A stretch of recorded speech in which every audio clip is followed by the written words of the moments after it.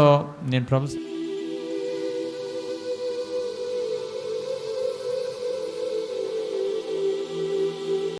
కానీ తట్టుకునే శక్తి నాకు దయచేయమని ప్రార్థన చేసిన. రోజు ఒకసారి నొప్పి వస్తుండే, కంపల్సరీ ఒక పెయిన్ కిల్లర్ వేసుకుంటే కానీ నాకు అస్త రిలాక్స్ ఉండేది కాదు. సో రోజు వస్తుండే నొప్పి. ఆ సెలైన్స్ అని ఎక్కినాయి, అది ఏదో ఇన్ఫెక్షన్ గురించి ఎక్కిచ్చారు, అది వేరు. వాటర్ తాగుతూ ఉన్నాను. ఇంకా ఆ నొప్పి మాత్రం ఇంకా భరించుకునే శక్తి నాకు దయచే ప్రభా.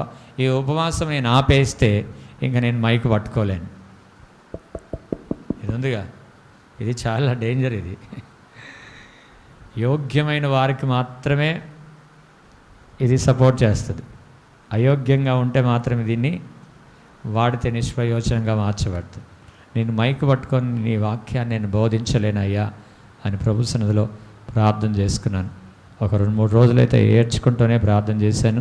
దేవుని మహాకృపను బట్టి మీరు ప్రార్థన చేశారు, సంఘ ప్రార్థన, మన ప్రార్థన. నేను అనుకున్న 21 days వరకు ఉంటుందేమో అనుకున్నా, కానీ దేవుడు దాని మధ్యలోనే తొలగించాడు. హల్లెలూయా, హల్లెలూయా.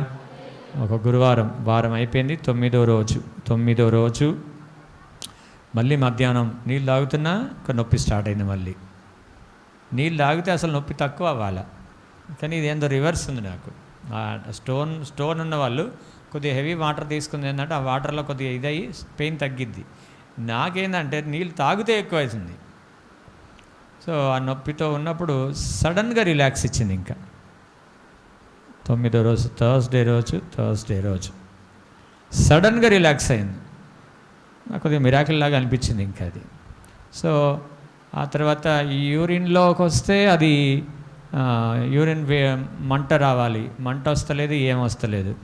ఇక్కడ నొప్పి లేదు, యూరిన్లో మంట లేదు. మా దేవుడు ఏం చేశాడో మనకు తెలియదు, కానీ 1 వారం 2 వారాల తర్వాత స్కానింగ్ చూస్తే కానీ తెలియదు మనకి. సో ఇప్పుడు అది బ్లాడర్లోకి జారితే మంట వస్తుంది. ఆ మంట ద్వారా మళ్ళీ మెల్లగా మనం వారు బయటపడాలి. కానీ ఇది ఏమైందో నాకు తెలియదు. ఇంకా ఏమైందో నాకు తెలియదు. యూరిన్లో మంట లేదు, ఇక్కడ పెయిన్ లేదు. దేవుడు కార్యం చేశాడు. అందుని బట్టి దేవునికి మహిమ కలుగునుగాక. హల్లెలూయా, హల్లెలూయా. మీ అందరి సహకారాన్ని బట్టి కూడా దేవుడు మిమ్మల్ని అత్యధికంగా దీవించునుగాక. హల్లెలూయా. మొన్న ఒక సహోదరి, ఒక అమ్మాయి ఉపవాసం అయిపోయినాక పండ్లు తినమని పంపించింది డబ్బులు నాకు. ఉపవాసం అయిపోయినాక మంచిగా పండ్లు తినండి అన్న అంకుల్ అని పంపించింది నాకు. So thank you God.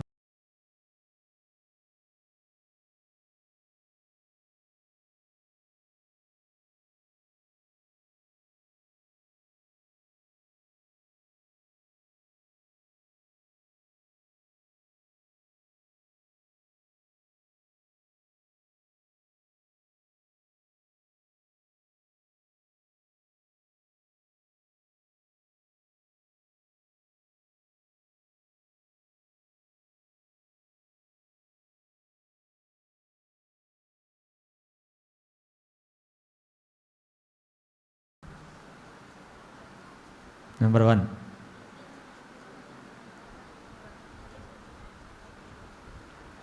చెప్పు.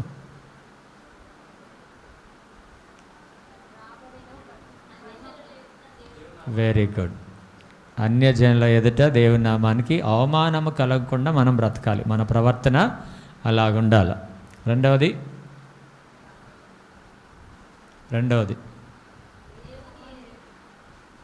వెరీ గుడ్, బాగా చెప్తుంది. దేవుని ఎరుగువారు బలము కలిగి గొప్ప కార్యాలు చేస్తారు. ఎంత శ్రమ వచ్చినా సరే నిలబడతారు. దానియేలు, దావీదు వలె వాళ్ళు నిలబడతారు. మూడవది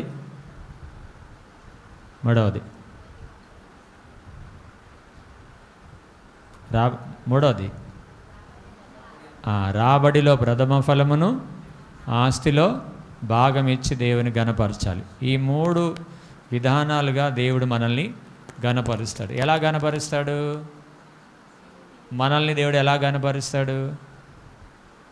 ఇందులో ఏం చేస్తే గణపరుస్తాడని చెప్పారు. ఇప్పుడు ఎలా దేవుడు మనల్ని గణపరుస్తాడు? ముందులైనంతా నిద్రపోతున్నారు. ముందులైన వాళ్ళు ఫాస్ట్ ఉండాలి. వెనకలైన వాళ్ళు లైన్గా చెప్పాలి.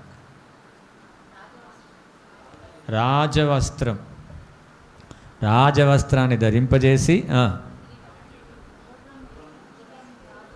రాజుగురం ఎక్కించి రాజు కిరీటం పెడతాడు. దేవునికి స్తోత్రం. హల్లెలూయా. పరలోకంలో కూడా గుర్రాలు ఉన్నాయా? ఉన్నాయి కదా, ఉన్నాయి, చదివించింది కదా.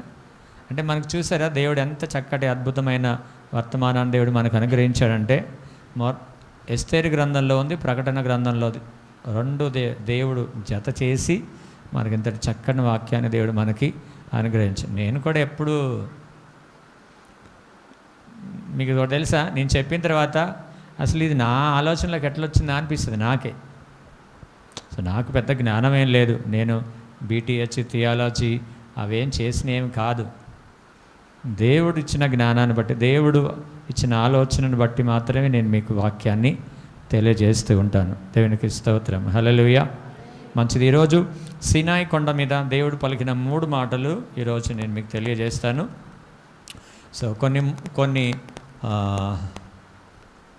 దేవుని వెతుకుట అనే అంశం మీద ఈరోజు మనం ధ్యానం చేసుకుందాం. వెతుకుతే మనం ఏం చేస్తాము, మనం ఏ విధంగా ఉంటాం అనేది ఈరోజు మనం మాట్లాడుకుందాం. నిర్గమకాండం 33:7.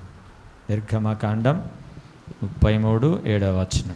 అంతటా మోషే గుడారమును తీసి పాలెం వెలుపలికి వెళ్ళి పాలెంనకు దూరముగా దాన్ని వేసి దానికి ప్రత్యక్షపు గుడారమును పేరు పెట్టెను. యెహోవాను వెతికిన ప్రతి వాడును పాలెమునకు వెలుపలనున్న ఆ ప్రత్యక్షపు గుడారమునకు వెళ్ళుచూ వచ్చెను. ఆ ప్రత్యక్ష గుడారంలోనికి వెళ్తా ఉన్నారు, వస్తా ఉన్నారు. దేవునికి స్తోత్రం. హల్లెలూయా, హల్లెలూయా. వీళ్ళెవరంటే యెహోవాను వెతకాలి అనుకున్న వాళ్ళు, దేవుని వెతుకువారు కలరేమో అని దేవుడు ఆకాశము నుండి చూస్తూ ఉన్నప్పుడు అందరూ బొత్తిగా దారి తొలగిపోయి చెడిపోయి ఉన్నారంట. దేవునికి స్తోత్రం. హల్లెలూయా. ఉదయం లేవగానే అందరూ దేవుని వెతుకుతారు, అందరూ దేవుని వెతుకుతారు. ఎవరి వారి పద్ధతులను బట్టి వారు అందరూ అందరూ దేవుడు ఉన్నాడు, దేవుడు అని వెతుకుతూ ఉంటారు. సో ఇక్కడ దేవుడు వెతుకుతూ ఉన్నాడు. ఏమని? దేవుని వెతుకువారు కలరేమో అని వెతుకుతూ ఉన్నారు. అప్పుడు దేవుని వాక్యంలో ఏమి సెలవిస్తుందంటే, ఎవరైతే దేవుని వెతుకుతారో వారు ఏం చేస్తారంటే ప్రత్యక్ష గుడారానికి వెళ్తూ ఉంటారు, వస్తూ ఉంటారు. ప్రత్యక్ష గుడారం అని అంటే దేవుడు ప్రత్యక్షంగా వచ్చే గుడారం, ప్రత్యక్షంగా తాను ఉన్నది ఉన్నట్టు ఉన్న పాటును వచ్చే గుడారం. ఇప్పుడు సాధారణంగా మన భాషలో చెప్పుకోవాలంటే దేవుని దర్శించుకోవడానికి పోతున్నామండి. ఏంటది? సో దేవుడు అనే వ్యక్తి కనబడే వ్యక్తి కాదు. దేవుడు అనే వ్యక్తి కనబడే వ్యక్తి కాదు. కనబడేదంతా కూడా మనకు ఒక మాటలో చెప్పాలంటే ఒకరోజు నశించిపోయేదే. సౌండ్ తక్కువైంది. ఒకరోజు నశించిపోయేదే. కనబడితే ఒకవేళ దేవుడు మనకు కనబడాలని అనుకుంటే మన కన్నులు చాలా పరిశుద్ధంగా ఉండాలి. మన హృదయ శుద్ధి గల వారు ధన్యులు, దేవుని వారు చూచెదరు. సో దేవుడు అందరికీ కనబడడండి. మనం ఏదో దేవుని దర్శించుకోవడానికి వెళ్ళాలి అని చాలామంది చాలా రకాలుగా వెళ్తూ ఉంటారు, వస్తూ ఉంటారు. కానీ కనబడేది అక్కడ విగ్రహం మాత్రమే, అంతకు మించి ఏమి లేదు. ఇప్పుడు మేము క్యాథలిక్స్, మేము కూడా యేసుప్రభు బొమ్మను పెట్టి చూస్తూ ఉంటారు. కొంతమంది మా దగ్గర గొనదల వెళ్తూ ఉంటారు, గొనదల. సో అక్కడ ఏదో వెతకాలని వెళ్తూ ఉంటారు, కానీ అక్కడ ఉన్నది ఏమి లేదు. అక్కడ ఏమున్నాయి? అక్కడ మట్టితో చేసిన విగ్రహాలే తప్ప, లేకపోతే వెండితో చేసినవి, లేకపోతే బంగారంతో చేసిన విగ్రహాలే తప్ప మిగతా ఏమి కూడా లేవు అక్కడ. దేవునికి స్తోత్రం. హల్లెలూయా. సో యెహోవాను వెతుకువారు ఎక్కడికి వెళ్తారంటే ప్రత్యక్ష గుడారానికి వెళ్తారు. అనగా దేవుడున్న మందిరానికి. దేవుడు ఎక్కడ ఉంటాడంటే ఎక్కడ 2-3 నా నామమున కూడి ఉంటారో అక్కడ ఆయన ఉంటాడు. సమాజ మందిరములో ఎక్కడైతే ప్రభుని ఆరాధించాలని వస్తారో అక్కడ ప్రభు ఉంటాడు. ఉంటే కనబడాలా కదా అంటే ఆయన కనబడితే నువ్వు కనబడవు. ఆయన కనబడితే నువ్వు కనబడవు. ఇంకా ఆయన ఏదో సాధారణంగా నీలాగా నాలాగా ఉండే వ్యక్తి కాదు. ఆయన రూపమే దహించు అగ్ని. ఆమేన్. ఆయన రూపం ఎలాంటిది? దహించు అగ్ని. అందుకే 7 అంతల మండుచున్న అగ్నిగుండములో ప్రభువు దిగి వచ్చినప్పుడు ఆ మండుచున్న అగ్నిగుండము కూడా చల్లగా అయిపోయిందంట. దేవునికి స్తోత్రం. Hallelujah. So is extraordinary person. మనం ఆర్డినరీ పర్సన్. మనం ఎవరు? సాధారణమైన ప్రజలం. ఆయన అసాధారణమైన శక్తి. ఆయన ఏదైనా చేయుటకు సర్వశక్తిమంతుడు ఆయన. కాబట్టి మనం ఆయనని నమ్ముకున్నాం. హల్లెలూయా, హల్లెలూయా, హల్లెలూయా. ఏమైనా చేస్తాడా? చేస్తాడా? చెప్పండి. చేస్తాడా? కొద్దిగా అనుమానం ఉంది. కొద్దిగా నీకు కావలసిందన్నీ చేస్తాడు ఆయన. ఆమేన్. హల్లెలూయా. సో వీరు దేవుని వెతకాలని దేవుని దగ్గరకు వస్తూ ఉంటారంట, వెళ్తూ ఉంటారు. ఇప్పుడు ప్రత్యక్ష గుడారం అంటే ఇప్పుడు మన భాషలో చెప్పాలంటే మందిరానికి వీరు దేవుని సమయం, దేవుడు నిర్ణయించిన ప్రణాళికను బట్టి ఏం చేస్తూ ఉంటారు? వాళ్ళు వస్తూ ఉంటారు, వెళ్తూ ఉంటారు. వారే దేవుని వెతికేవారు. వెతుకుడి మీకు దొరుకును. అట్లాంటి వారికి దేవుడు దొరుకుతాడు. దేవుడు దొరుకుతాడంటే ప్రత్యక్షంగా కాదు, దేవుని వాక్యం మీ యొద్దకు వస్తుంది. దేవుని వాక్యం మీ యొద్దకు వస్తే మీకు దేవుడు దొరికినట్టే. ఆ వాక్యమే దేవుడు. విగ్రహము దేవుడు కాదు, వాక్యమే దేవుడు. దేవుని మాటే దేవుడు. హల్లెలూయా, హల్లెలూయా. ఇప్పుడు ఒక వ్యక్తి మాటను బట్టి నువ్వు గౌరవిస్తావా, లేకపోతే పర్సన్ బట్టి గౌరవిస్తావా? చెప్పాలి. ఒక వ్యక్తి చక్కగా పొలైట్గా ప్రేమగా మంచిగా మాట్లాడుతున్నాడు అనుకో దీనితోటి, ఆ వ్యక్తిని గౌరవిస్తావా? లేకపోతే ఈమె నల్లగా ఉంది కానీ మాట మాత్రం అద్భుతంగా ఉంది, చక్కగా మాట్లాడుతుంది, ఈమెను నువ్వు గౌరవిస్తావా?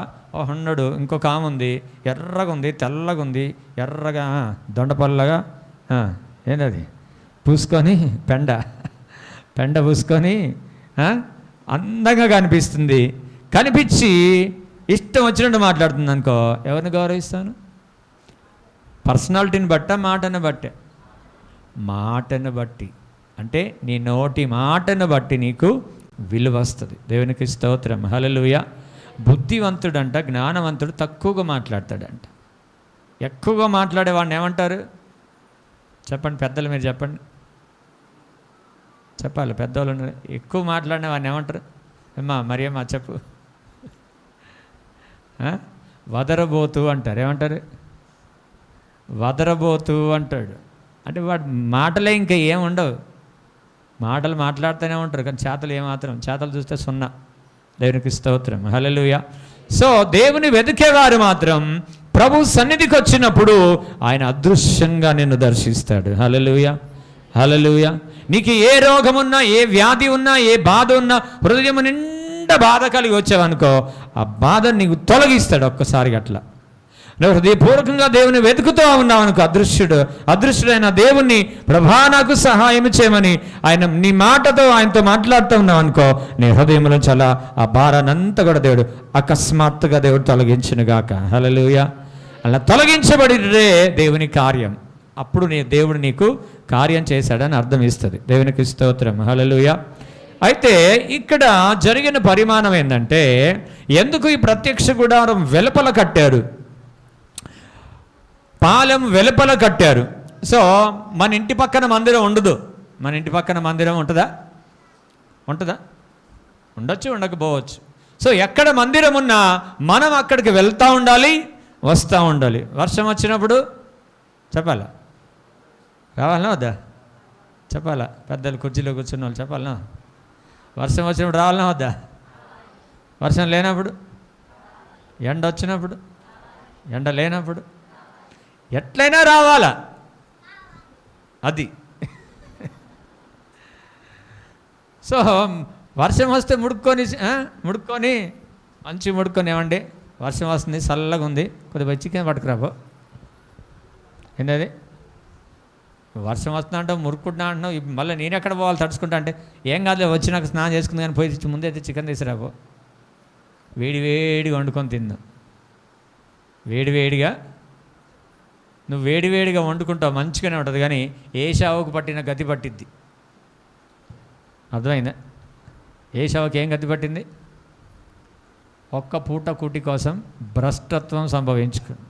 సో ఈ మందిరాన్ని ఎగ్గొట్టి నువ్వు వేడివేడిగా వండుకున్నావు అనుకో, ఏశావుకు పట్టిన గతి పట్టిద్ది. సో దేవుని వెతికేవారు దేవుని మందిరానికి వస్తూ ఉండాలా, వెళ్తూ ఉండాలా. సో ఈ విధంగా ఇజ్రాయెల్ ప్రజలు చేసేవారంట. సో పాలెములో ఉండకుండా పాలెం వెలుపల ఎందుకు వేశారంటే, ఈ ఇజ్రాయెల్ ప్రజల్ని దేవుడు ఐగుప్తు దేశంలోంచి నడిపించాడు. మనల్ని కూడా పాపము నుండి, లోకములో నుండి, శాపములో నుండి, రోగములో నుండి, వ్యాధిలో నుండి మనల్ని దేవుడు వేరు చేశాడు. క్రీస్తుతో నా రక్తముతో నిన్ను కడిగి పరిశుద్ధపరిచి, నీవు నా కుమారుడు, నీవు నా కుమార్తెవని మనల్ని వేరు చేశాడు. సో ఇజ్రాయెల్ ప్రజలు కూడా దేవుడు ఐగుప్తులోకి నడిపిస్తే ప్రతి దానికి ఇజ్రాయెల్ ప్రజలు ఏమంటున్నారంటే, మోషే మోషే మోషే మోషే మోషే. ఏమంటున్నారు వీళ్ళు? ఏమంటున్నారు? నీళ్ళు లేవు, ఏమంటున్నారు? మోషే. అన్నం లేదు, ఏమంటున్నారు? మీకు ఒకటి చెప్పనా, నీళ్ళు లేవంటే ఇక్కడ సంపడానికి తీసుకొచ్చావా అంటున్నారు. అన్నం లేదనుకో, ఇక్కడ సంపడానికి తెచ్చావా? సరే, నీళ్ళు ప్రార్థన చేసి తెప్పించాడు, ఆహారం ప్రార్థన చేసి తెప్పించాడు. తర్వాత మొక్కలు లేవుగా మాకు, ఏంటి మొక్కలు లేవుగా, ఇక్కడ సంపడానికి తెచ్చావా? మొక్కలే కూడా చచ్చిపోతారంటే వీళ్ళు ఇజ్రాయెల్ ప్రజలు, మొక్కలు లేకపోతే కూడా చచ్చిపోతారంట. ప్రతి దానికి దేవుని వైపు చూడట్లేరు. ఎవరి వైపు చూస్తున్నారు? మోషే వైపు చూస్తున్నారు. కాబట్టి కానానులో ప్రవేశించలేకపోయారు. ఎందరు మోషే వైపు చూశారో వారు కానానులో ప్రవేశించలేదు. దేవునికి స్తోత్రం, హల్లెలూయా.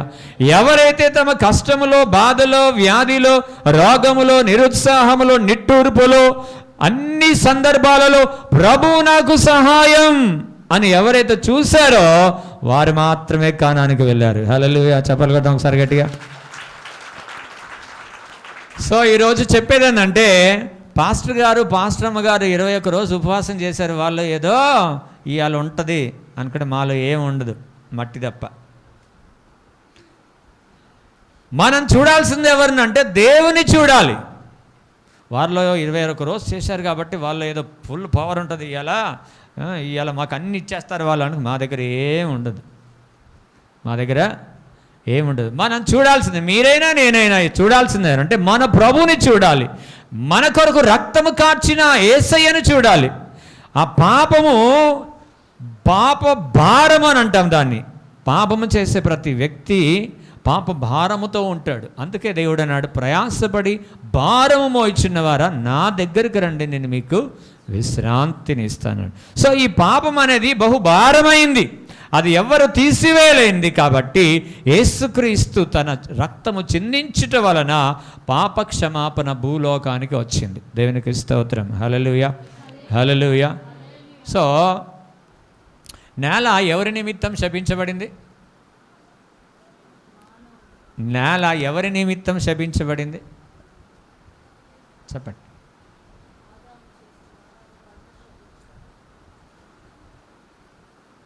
తెలియదా? ఆదికాండం కూడా తెలియదా మీకు?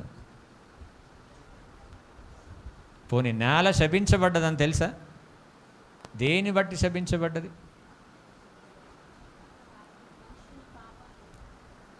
చెప్పమ్మా, చెప్పు. నీ నిమిత్తం నేల శపించబడింది అంటాడు. ఆదాము అవ్వల నిమిత్తమే కదా నేల శపించబడింది, అవునా కదా? అప్పుడు వరకు సస్యశ్యామలుగా ఉన్న ఈ భూమి ఎప్పుడైతే వారు అక్రమము చేశారో ఈ నేలను దేవుడు శపించాడు. ఆదామును శపించాడు, అవ్వని శపించాడు, వీరిద్దరిని మోసపూడ్చిన పామును శపించాడు, సర్పాన్ని శపించాడు, ఆ తర్వాత భూమిని కూడా శపించాడు. దేవునికి స్తోత్రం, హల్లెలూయా. సో ఈ శాపం పోవాలి కదా మరి.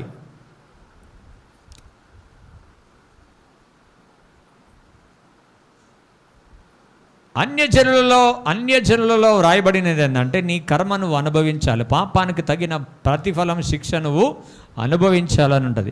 కానీ దేవుడు అలా చేయలేదు. ఈ భూమి నేల శపించబడింది కాబట్టి ఈ శాపం పోవాలి. ఈ శాపం పోవాలంటే ఏది చేసినా పోదు, ఎన్ని పుణ్యకార్యాలు చేసినా పోదు, ఎన్ని చేసినా పోదు. ఒక్క పరిశుద్ధుని యొక్క రక్తము నేల మీద పడిన తర్వాత ఈ భూమి మీద ఉన్న శాపం పోయింది. హల్లెలూయా, చెప్పలు కొడదాం ఒకసారి గట్టిగా. ఎప్పుడైతే గెత్సెమనే తోటలో యేసుక్రీస్తు ప్రభు వేదనతో ప్రార్థన చేస్తూ ఉన్నాడో అప్పుడు తన తలలో నుంచి ఏం పడింది? రక్త బిందువు నేల మీద పడింది. ఎక్కడ పడేది? నేల మీద పడింది. దేవునికి స్తోత్రం. హల్లెలూయా, హల్లెలూయా.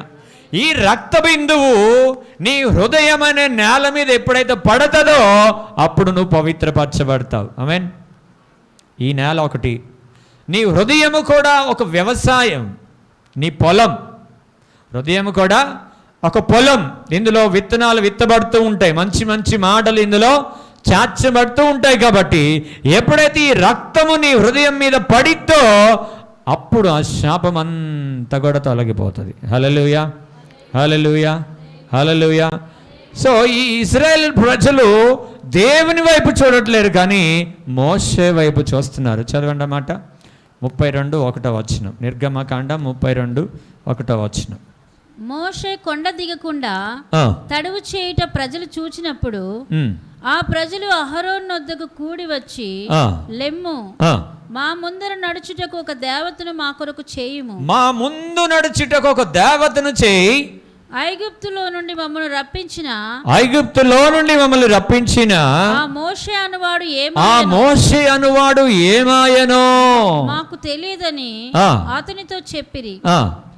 అందుకు అహరోను, మీ భార్యలకు, మీ కుమారులకు, మీ కుమార్తెలకు చెవులనున్న బంగారు పోగులను తీసి నా యొద్దకు తెండని వారితో చెప్పగా, ప్రజలందరూ తమ చెవులనున్న బంగారు పోగులను తీసి అహరోను వద్దకు తెచ్చిరి. అతడు వారి యొద్ద వాటిని తీసుకొని పోగరుతో రూపమును ఏర్పరిచి దానిని పోతపోసిన దూడగా చేసెను. దేవునికి స్తోత్రం. హల్లెలూయా. ఇప్పుడు ఇశ్రాయేలీయులు ఏం అడుగుతున్నారంటే, అందులో ఉంటారు అందరు మంచోళ్ళు ఉండరు, అందులో కొంతమంది ఉంటారు మంచోళ్ళని కూడా చెడగొడతారు. కూసేగాడిదంట మేసేగాడిదని చెడగొట్టిందంట. సో విశ్వాసంలో మంచిగా వెళ్ళే వాళ్ళు ఈ పనికి మాలిన వరకు కొంతమంది ఉంటారు. నిజంగా దేవుడు ఉన్నాడంటవా, ఉంటే గట్టెందుకు ఉంటుంది అని పనికి మాలిన మాట్లాడి ఉన్న విశ్వాసాలను కూడా చెడగొడతారు. సో అందులో ఏదో ఒక గుంపు ఉన్నట్టుంది. ఇంతవరకు నడిపించాం, బాగానే ఉంది. ఇప్పుడు ఈ మోషే అనేవాడు ఏమైపోయినో, ఎందుకంటే 40 రోజులు అయిపోయింది, వెళ్ళిపోయి ఉన్నాడో పోయాడో మనకేం తెలుసు. సో మా ముందు ఇప్పుడు కానాను దేశం ఉంది కదా, ముందు అక్కడ వరకు నడిపించడానికి మనకు ఒక దేవత కావాలి అని వీరందరూ అహరోనుని ప్రలోభపెట్టి బలవంతము చేస్తే, అహరోను ఏం చేశాడంటే ఐగుప్తు దేశంలోంచి తెచ్చుకున్న బంగారం అంత ఉంది కదా, బంగారం అంతా దేనికి సంబంధమైంది చెప్పాలి? ఐగుప్తుకు సంబంధమైంది. ఐగుప్తుకు తెచ్చిన బంగారం అంతా మీరు తీసుకురండి అన్నప్పుడు ఆ బంగారం అంతా తెచ్చితే వీళ్ళు దూడను చేశారంట. ఏం చేశారు? దూడను చేసి ఇదే మిమ్మల్ని ఐగుప్తు దేశం నుంచి నడిపించింది అన్నారంట. దేవునికి స్తోత్రం. హల్లెలూయా, హల్లెలూయా. ఆ దూడ తెచ్చిందా? దేవుడు కదా నిన్ను ఐగుప్తు దేశం నుంచి నడిపించింది. అప్పుడు ఏమనాలా ఇజ్రాయెల్ ప్రజలు? దేవుడు మమ్మల్ని ఐగుప్తు దేశంలోంచి నడిపించాడు, సో ఈ మోషే వచ్చేంతవరకు మేము వేచి ఉందాం. పర్వతానికి వెళ్ళాడు, ఎంతవరకు నడిపించిన వాడు చెప్పకుండా వెళ్ళిపోడు అనే విశ్వాసంతో అక్కడ ఉండకుండా వ్యర్థమైన మాటలన్నీ మాట్లాడి ఈ మోషేనే తీసుకొచ్చాడు. ఆ ఐగుప్తులో ఉన్న బాగుండే అని పనికి మాలలు మాట్లాడుతూ ఉంటారు. సో దేవుడు చెప్పేది ఏంటంటే, నిన్ను రక్షించింది దేవుడు, ఏ సేవకుడు కాదు, ఏ విశ్వాసి కాదు. నిన్ను రక్షించింది ఎవరు? దేవుడే. సో మన కనుదృష్టి అంతా, మీదైనా నాదైనా మన కనుదృష్టి అంతా కూడా దేవుని మీదనే ఉండాలి. హల్లెలూయా, హల్లెలూయా. దేవుని ఎక్కువగా ప్రేమించాలి, ఆయన మీద ఎక్కువగా మన దృష్టి ఉంచాలి. ప్రతి సమస్యకు ఆయనే పరిష్కారం అని మనం నమ్మాలే తప్ప సేవకులు ప్రార్థన చేస్తే అయిపోయిద్ది, సేవకులకు ఫోన్ చేస్తే మన బాధ తీరిపోయిద్ది అని ఇలాంటి ఆలోచనలు పెట్టుకోకూడదు. కోర్స్ దేవుడు సేవకుల ద్వారానే చేస్తాడు. నువ్వు ప్రార్థన చేస్తే కూడా దేవుడు చేస్తాడు. నువ్వు ప్రార్థన చేస్తే కూడా దేవుడు కార్యాలు చేస్తాడు. నీ ప్రార్థన వినడు, సేవకుల ప్రార్థన వింటాడు అనేది అబద్ధం. మీకు ఏ సమస్య ఉన్నా మాకు ఫోన్ చేయండి అని నేను చెప్పట్లే. మీరు ప్రార్థన చేసుకోండి, మాకు చెప్పండి. సో ఇద్దరు భూమి మీద ఏకీభవించినప్పుడు దేవుడు కార్యం చేస్తాడు. దేవునికి స్తోత్రం, హల్లెలూయా. సో ఫోకస్ అంతా మనుషుల మీద ఉంచొద్దు. నేను మీలాంటి మనిషినే, అవునా కదా? చెప్పాలా, అవునా కదా? మీకెట్లా కోపం వస్తుంది, నాకు కూడా కోపం వస్తుంది. మీకెట్లా ఆయాసం వస్తుంది, నాకు కూడా అట్లే ఆయాసం వస్తుంది. మీరు ఎట్లా సంతోషంగా ఉంటారో చికెన్ తిని, మేము కూడా అట్లే చికెన్ తిని సంతోషంగా ఉంటాం. సో మీకున్న గుణలక్షణాలన్నీ కూడా మాలో ఉంటాయి. మీరేం స్పెషల్ కాదు, నేనేం వెరీ స్పెషల్ కాదు. మనమంతా ఒక్కటే. క్రీస్తు రక్తంలో కడగబడిన తర్వాత మనమంతా ఒక్కటే. మేము కూడా మనుషులమే. మీకు వ్యాధులు వస్తాయి, నాకు కూడా వస్తుంది. సో ఒక దేవుని సేవకుని మీదనే ప్రత్యేకంగా దృష్టి ఉంచొద్దు. ఉంచడం ద్వారానే ఇజ్రాయేలీలు కానాను చేరలేకపోయారు. హల్లెలూయా, హల్లెలూయా. సో ఈరోజు స్పెషల్ కాబట్టి ఏదో ఉంటుందని ఏమనుకోవద్దు. ఇకపై ఉంటాయి. కానీ మీరు ముందు, మనము అందరము కూడా, మీరు నేను అందరం కలిసి క్రీస్తులో స్థిరపరచబడాలి. దేవునికి స్తోత్రం, హల్లెలూయా, హల్లెలూయా. దేవుని స్వరం వినాలి, కానీ కనబడే స్వరూపాన్ని మీరు చూడొద్దు. నన్ను మీరు చూడొద్దు. నేను సన్నగున్నా, లావుగున్నా, నల్లగున్నా, నల్లగానే ఉన్నాను అనుకో. సో ఇవన్నీ మీరు చూడొద్దు. ఏం చూడాలా? దేవుని సేవకుని నోటిలో నుంచి వచ్చే స్వరాన్ని మీరు చూడాలి. ఆ స్వరాన్ని మీరు విన్నప్పుడు మీలో ఉజ్జీవం రగులుకుంటుంది. హల్లెలూయా, హల్లెలూయా.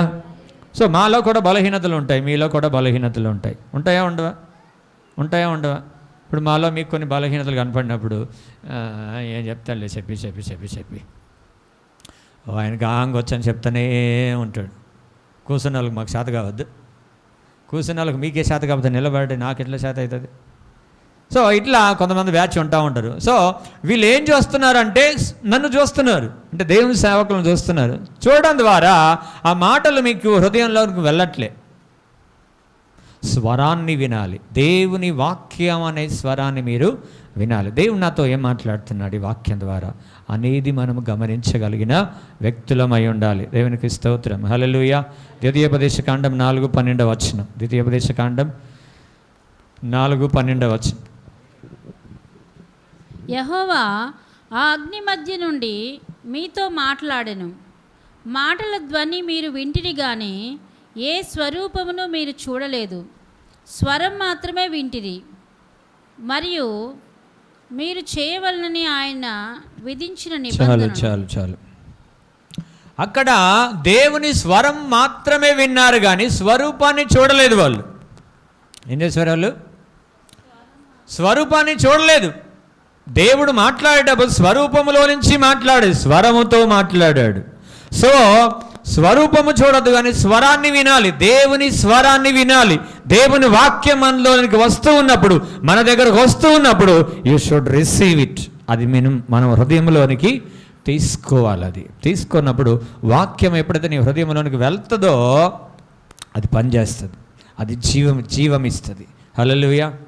సో ఇందులో కూడా 2 రకాలు. అనుకూలంగానే వస్తే ఆమేన్ అనొద్దు, ప్రతికూలంగా వస్తే సనుక్కోవద్దు. ఒకవేళ దేవుడు మాట్లాడే మాట నీకు ఇష్టం లేకపోవచ్చు, కానీ దేవుడికి ఇష్టం ఉంది నీతో మాట్లాడాలని అదే మాటతో. హల్లెలూయా, హల్లెలూయా. నీకు ఇష్టం లేకపోవచ్చు, నీకు వస్తున్న మాట నీకు నొప్పి కలిగిస్తుండొచ్చు, కానీ దేవునికి ఇష్టం ఉంది ఆ మాటతో నీతో మాట్లాడాలని. హల్లెలూయా. అలా మీరు తీసుకోవాలి. అప్పుడు మనం వర్ధిల్లుతాం. అప్పుడు దేవుడు మన జీవితంలో పరిపూర్ణంగా యాక్షన్ తీసుకుంటాడు. పరిపూర్ణంగా మన జీవితాన్ని నడిపిస్తాడు ఆయన. దేవునికి స్తోత్రం, హల్లెలూయా. సో ఆయన చిత్తము మన పట్ల ఉన్నప్పుడు మనం చాలా జాగ్రత్తగా ఉండాలి. ఇప్పుడు నాకు వచ్చిన శ్రమ దేవుడు నలిపాడు, కొన్ని రోజులు నలగొట్టాడు. సో ఇది యెహోవాకి ఇష్టమైనప్పుడు, మన ప్రభువుకి ఇష్టమైనప్పుడు దాన్ని నేనేం చేస్తా? ప్రభు ఉపవాసం ఏదో చేద్దాం అనుకుంటే ఈ నొప్పి వస్తే నువ్వు నీ సర్వశక్తిమంతుడు తీసేయచ్చు కదా వెంటనే. నేను అలా అనుకుంటా కానీ దేవుని చిత్తం అది కాదు. నువ్వు కొన్ని రోజులు నలపబడాలా బిడ్డ, నువ్వు కొన్ని రోజులు రుబ్బబడాలా అంటాడు దేవుడు. అప్పుడు మనం ఆ చిత్తానికి ఏం చేయాలి? మనం లోబడాలి. దేవునికి స్తోత్రం, హల్లెలూయా. నేను చాలాసార్లు చెప్తాను, నలపబడినప్పుడు సువాసన వస్తుందని, అవునా కదా? ఇప్పుడు నేను నలపబడినప్పుడు నేనే ఒప్పుకోకుండా నేను దేవుని మీద సనిగాను అనుకో, సువాసన నుంచి వచ్చింది, ఇంకొక వాసన వస్తుంది. అప్పుడు సువాసన నలపబడడం ద్వారా సువాసన సంఘానికి ఎంతో క్షేమకరం. అది మన జీవితాలలో ఎంతో క్షేమం అది. హల్లెలూయా, హల్లెలూయా. కాబట్టి స్వరం వినండి, దేవుని వాక్యాన్ని వినండి, దాని హృదయంలోనికి తీసుకోండి. ఇక్కడ వాక్యం వినేటప్పుడు కూడా సాతానుగాడు కొందరిలో పని చేస్తూ ఉంటాడు. ఏం వింటావులే, ఎప్పుడు విన్నాయా కదా అని సాతానుగాడు మీ హృదయాలని ప్రలోభపెడతా ఉంటాడు. అప్పుడు మీరు చెప్పాలా, సాతానా యేసు నామములో తొలగిపోమని ఆజ్ఞాపిస్తున్నా అని చెప్పాలా. దేవుని వాక్యం నేను వింటున్నాను, అది నాకు జీవమైంది, జీవమునిచ్చేది అని మనం చెప్పినప్పుడు ఆడు వెళ్ళిపోతాడు. దేవునికి మహిమ కలుగును గాక, హల్లెలూయా. కాబట్టి విశ్వాసమునకు కర్తయగు దేవుని వైపు మనము చూడాలి. చదవండి అన్నమాట. హెబ్రీయులకు రాసిన పత్రిక 12:2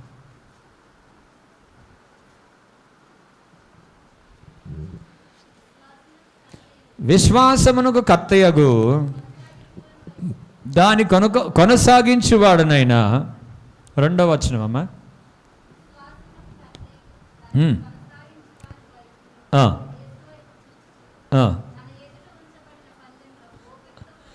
నీ ఎదుట ఒక పందెం ఉంది, నువ్వు ఒక పరుగు పందెంలో ఉన్నావు. నువ్వు ఎక్కడున్నావు? హలో, ఎక్కడున్నావు? నువ్వు ఒక పరుగు పందెంలో ఉన్నావు, నువ్వు ఒక పోరాటంలో ఉన్నావు, నువ్వు ఒక మార్గంలో ఉన్నావు, నువ్వు ఒక ప్రయాణంలో ఉన్నావు. ఏదో కూర్చొని ఏదో మామూలుగా లేవు. నువ్వు క్రైస్తవులు అనేవారు ఒక ప్రయాణంలో, ఒక పోరాటంలో, ఒక మార్గంలో మీరు ప్రయాణం చేస్తూ ఉన్నారు. ఇది ఐగుప్తు దేశము నుండి కనానుకి ఎలాగ ప్రజలు ప్రయాణం చేశారో అదేవిధంగా మనము కూడా భూలోకము నుంచి పరలోకానికి ప్రయాణం ఇది. హల్లెలూయా.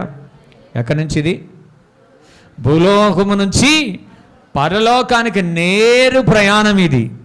సో దీనిలో నువ్వు అలసిపోకూడదు, దీనిలో నువ్వు ఓపికతో పరిగెత్తాలి. దేవునికి మహిమ కలుగును గాక, హల్లెలూయా. మేము స్టూడెంట్స్గా ఉన్నప్పుడు లాంగ్ రన్నింగ్ రేస్ అంటే దూరం పరిగెత్తాల. సో కొంతమంది ఏం చేస్తారంటే అని విజిల్ వేసినప్పుడు, విజిల్ వచ్చేవారు కన్నా నాకు రాదు. సో విజిల్ వేసినప్పుడు కొంతమంది పరిగెత్తుతూ ఉంటారు, వెంటనే అందరికంటే ముందు పరిగెత్తుతుంటారు. లాంగ్ పరిగెత్తాలనుకున్న వాళ్ళు ఏం చేస్తారు తెలుసా? మెల్లగా పరిగెత్తుతారు. సో ముందు పరిగెత్తిన వాళ్ళకి ముందే ఆయాసం వచ్చేస్తుంది. ఆయాసం వచ్చి కొద్ది దూరం వెళ్ళిన తర్వాత అని రోడ్ల మీద మనం చూస్తాం. అట్లా ఆయాసపడుతూ ఉంటారు. వెనుకున్నోడు మెల్లగా పరిగెత్తుకోవడం ఏం చేస్తాడంటే వాడు ముందు వెళ్ళిపోతాడు. దేవునికి స్తోత్రం, హల్లెలూయా.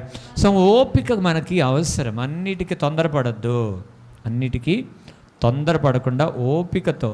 ఇది ఆత్మీయ జీవితంలోనే కాదు, శరీర జీవితంలోనూ మీకు ఏదన్నా సడన్గా ఏదైనా ఇబ్బంది అనిపించినప్పుడు కూడా కాస్త ఆలోచనతో, ఓపికతో, ఆలోచనతో ముందుకు వెళ్ళాలి. అలాగే పనుల విషయంలో కూడా అంతే, ఆలోచన చేసి ఓపికతో చేసుకోవాలి. ఇది అన్ని విషయాలు ఓపిక అన్నిటికీ వర్తిస్తుంది. దేవునికి స్తోత్రం, హల్లెలూయా. సో యేసు వైపు చూడాలి. మన చూపు అంతా ఇటు ఎక్కడ? యేసు వైపు. చెప్పండి, యేసు వైపు. మనల్ని రక్షించిన యేసు వైపు మాత్రమే చూపు ఉండాలి. 1 కొరింథీ 3:6 1 కొరింథీ 3:6 1 కొరింథీయులకు రాసిన పత్రిక. నేను నాటితిని, అపోల్లో నీళ్లు పోసెను. నేను నాటాను, అపోల్లో నీళ్లు పోసాడు. వృద్ధి కలిగజేసిన వాడు దేవుడే. వృద్ధి కలిగించిన వాడు దేవుడే. వృద్ధి కలిగజేసిన దేవుడు దేవుడు. దేవుడు మనల్ని వృద్ధిలోనికి తెచ్చేది దేవుడు. ఒకవేళ నువ్వు ప్రయాసపడుతుండొచ్చు, అంత జాగ్రత్తగా వినండి. నేను చాలా ప్రయాసపడుతున్నానండి అంటే దేవుడు లేకుండా నువ్వు ప్రయాసపడుతున్నావు. ఒకవేళ దేవుడు ఉండి నువ్వు ప్రయాసపడితే ఖచ్చితంగా నువ్వు వృద్ధిలోనికి వస్తావు. హల్లెలూయా, హల్లెలూయా. ఎందుకంటే మనం ప్రయాసం అనేది దేవుడు లేకుండా చేస్తే వృద్ధిలోనికి రాదు. మనం ఒకడు నీళ్లు పోస్తాడు, ఒకడు నారి పోస్తాడు. ఇప్పుడు భూమి ఉంది, నువ్వు నీళ్లు పోస్తున్నావు, నారేసావు, నీళ్లు పోసావు, కానీ భూమిలో నుంచి వృద్ధి కలిగించేది మాత్రము దేవుడే. హల్లెలూయా. మన జీవితంలో కూడా వృద్ధి కలిగించేది దేవుడే, ఏ సేవకుడు కాదు. సో మన దృష్టి ఎవరి వైపు ఉండాలంటే దేవుని మీద ఉండాలి. సేవకులను జస్ట్ గౌరవించండి అంతే. ఏం చేయాలా? జస్ట్ గౌరవించండి అంతే. మీ ప్రేమ ప్రత్యేకంగా యేసు ప్రభు తర్వాత ఏదైనా ప్రేమ ఉంటే మానవ ప్రేమలు వేరు. దేవుని ప్రేమలో మీరు సేవకులను కూడా ప్రేమించవచ్చు, కానీ ముందు పరలోకానికి వెళ్ళే మార్గంలో మనం ఉన్నాము కాబట్టి యేసు వైపు చూచి మాత్రమే మనం వెళ్ళాలి. ఒకవేళ బలహీనతలు మాలో ఏదైనా ఉంటే మీరు కొన్నిసార్లు మాట్లాడుకుంటారు కదా, అన్న ఇటు చేయకపోతే బాగుండు, అటు చేయకపోతే బాగుండు, ఇటుంటే బాగుండు, అట్టుంటే బాగుండు అని అనుకుంటారు. ఎందుకంటే మనుషులం కాబట్టి మనం అనుకుంటాం ఇట్లా ఉంటే బాగుండు, అట్లా చేయొద్దు కదా, ఇట్లా చేయొద్దు కదా అని అనుకుంటూ ఉంటాం. సో ఇది చూడొద్దు. అలాగని అక్రమంగా సేవకులు ఏం ప్రవర్తించరు. సడన్గా ఏదన్నా కోపమే ఎక్కువగా సేవకుల్లో చూసేది ఏంటంటే కోపాన్ని చూస్తారు, వాళ్ళ ప్రేమను చూడరు. ఏం చూస్తారు? విసిగించినప్పుడే కదా కోపగించేది. అవునా కదా చెప్పండి, మీరు చెప్పండి. విసిగించినప్పుడే కదా కోపగించేది. విసిగించినప్పుడు ఎందుకు కోప్పడతారు ఎవరైనా? మీ పిల్లలు మిమ్మల్ని విసిగిస్తేనే కదా మీరు కోప్పడేది. అవునా కదా? విసిగించకుండా కోప్పడతారు ఎవరైనా? ఎవరు కోప్పడు? ఇది ఒకటే చూస్తారు. అంత కోపం అవసరమా? ప్రేమ అంటారు, అంత కోపం అవసరమా? ఆ కోపంలో కూడా ప్రేమను చూడాలి మీరు. హల్లెలూయా. ఆ కోపంలో కూడా ప్రేమను చూడాలి, అప్పుడు మనం ముందుకు కొనసాగగలం. దేవునికి మహిమ కలుగును గాక. హల్లెలూయా. సో మనకు జరుగుతున్న ఈ పరిమాణాలను బట్టి వాక్యంలో ఒక మాట ఉంది, నిర్గమకాండం 22:28 వచనం. నిర్గమకాండం 22:28 వచనం. నీవు దేవుని నిందింపకూడదు, నీ ప్రజలలోని అధికారిని శపింపకూడదు. అది ఏం చేయొద్దు? దేవుని నిందించొద్దు. నీ ప్రజలలోని అధికారిని శపించవద్దు. నువ్వు ఎక్కడైతే ఉద్యోగం చేస్తున్నావో, ఏ సార్ కింద అయితే పని చేస్తున్నావో వారిని శపించొద్దు. నిన్ను నడిపించే సంఘ కాపరి మీద శాపవచనాలు పలకొద్దు. దేవుని నిందించొద్దు, నీ ప్రజల్లోని అధికారిని శపించొద్దు. ఊకే సనుక్కోవద్దు, గొనుక్కుంటూ అని ఎప్పుడైతే ఎంత మనం సనుగుతామో అంత ఆత్మలో బలహీనం అవుతాం. దేవుని నిందించి సేవకుల్ని శపించో నిందించో సనుక్కుంటే ఆత్మలో బలహీనమైపోతారు. ఒకవేళ శరీరరీతిగా ఆర్థిక రీతిను బాగున్నా ఆత్మలో బలహీనమవుతారు. కాబట్టి నడిపించే నాయకుడిని ఎప్పుడైనా గౌరవించాలి తప్ప శపించకూడదు. దేవునికి స్తోత్రం. హల్లెలూయా, హల్లెలూయా. ఇప్పుడు కొంతమంది ఉండొచ్చేమో, లేకపోతే లేదేమో నాకు తెలియదు, కానీ ఇప్పుడు మేము కొత్త కారు కొన్నాం, కారులో వస్తుంటాం. అవసరం అంటావా ఆ కారు? మొన్నోడు ఏదో వీడియో చూస్తే వాడు అంటున్నాడు, మీరు అన్నీ తీసుకుపోయి వాళ్ళకి ఇస్తే వారు కార్లలో తిరుగుతున్నారు, మీరు ఇవ్వద్దని చెప్తున్నాడు యూట్యూబ్లో. అమాయకులైన విశ్వాసాల దగ్గరికి పోయి మీరు ఇవ్వద్దు, మీరు ఏదో చిన్న పనులు చేసుకుంటారు, మీ అన్నీ తీసుకుపోయి అని ఇస్తే ఆయన కారులో తిరుగుతాడండి. కార్లో దేనికి తిరుగుతున్నాడు? ఫంక్షన్లో తిరుగుతున్నాడా? లేకపోతే ఏడన్నా టూరిజం పోయాడట తిరిగి వస్తున్నాడా? అవసరం అది. వెహికల్స్ అనేది అవసరం, అది నీడ్. సేవ చేయడానికి అది అవసరం. అవసరాన్ని పట్టుకొని రకరకాలుగా మాట్లాడుకోవద్దు. దేవునికి స్తోత్రం. హల్లెలూయా, హల్లెలూయా. సో దేవుని నిందించొద్దు. ఏదన్నా మీకు చిన్న సమస్య వస్తే దేవుని నిందించొద్దు. ఆ శ్రమను తట్టుకునే శక్తిని అడగండి. ఏమడగాల? దేవుణ్ణి. ఆ శ్రమ కానీ, శోధన కానీ, ఇరుకు కానీ, ఇబ్బంది కానీ ఏదైనా తట్టుకునే శక్తి మనకు కావాలని అడగాల. దేవునికి స్తోత్రం. హల్లెలూయా. యేసుక్రీస్తు శ్రమలన్నిటిలో నుంచి విడిపించే దేవుడు. నీతిమంతులు కలుగు ఆపదలు అనేకములు అయినను వాటన్నిటి నుంచి యెహోవా విడిపించే దేవుడు. ఈయన విడిపించే దేవుడే కానీ నిన్ను వదిలేసే దేవుడు కానే కాదు. దేవునికి మహిమ కలుగునుగాక. హల్లెలూయా, హల్లెలూయా. సో ఈ ఇశ్రాయేల్ ప్రజలందరూ మోషేను చూస్తూ ఉన్నారు కాబట్టి దేవుడు అన్నాడు, పాలెం వెలుపలై, ప్రత్యక్ష గుడారం వెలుపలై నువ్వు, అప్పుడు ప్రజలందరూ కూడా ప్రత్యక్ష గుడారానికి వెళ్తూ ఉంటారు, వస్తూ ఉంటారని మోషేకి దేవుడు చెప్పినందువలన ఈ ప్రత్యక్ష గుడారాన్ని పాలెం వెలుపల వేయడము జరిగింది. దేవునికి స్తోత్రం. హల్లెలూయా. సో ఈ మోషే అనువాడు ఏమాయనో, ఎక్కడికి పోయాడు మోషే? సినాయి పర్వతం మీదకి పోయాడు. సినాయి పర్వతంలో దేవుడు మాట్లాడిన ఒక 3 మాటలు చెప్పి నేను ముగిస్తా. లేవీకాండం 20:26 వచనం. మీరు నాకు పరిశుద్ధులై ఉండవలెను. చాలు. దేవుడు మనల్ని పరిశుద్ధంగా ఉండాలని కోరుతా ఉన్నాడు. అపవిత్రత అంటే ఏందో, పరిశుద్ధత అంటే ఏందో ఎంతమందికి తెలియదు? ఒకసారి చేయొద్దని. అపవిత్రత అంటే ఏందో, పరిశుద్ధత అంటే ఏందో తెలియదా? అపవిత్రత చెడు అంటే తెలియదా? అపవిత్రత అంటే పాపం. పాపం అంటే తెలియదా? పాపం అంటే తెలుసుగా. పాపము చేయకుండా పరిశుద్ధంగా ఉండాలి. పాపం అంటే ఏందో తెలుసుగా.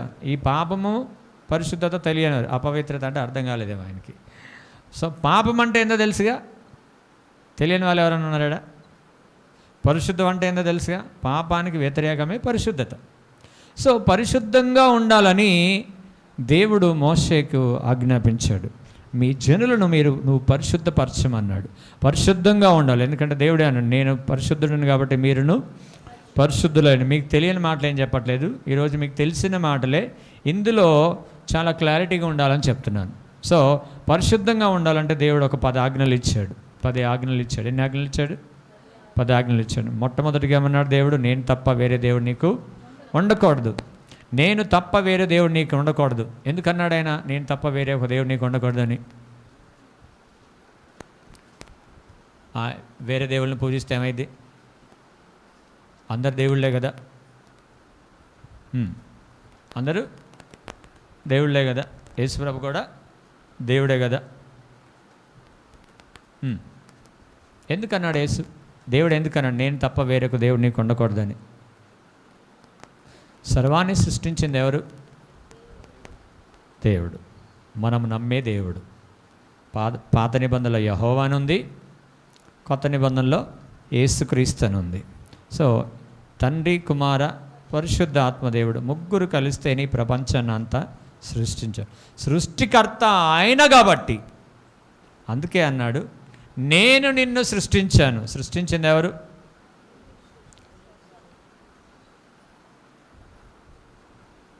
నువ్వురా.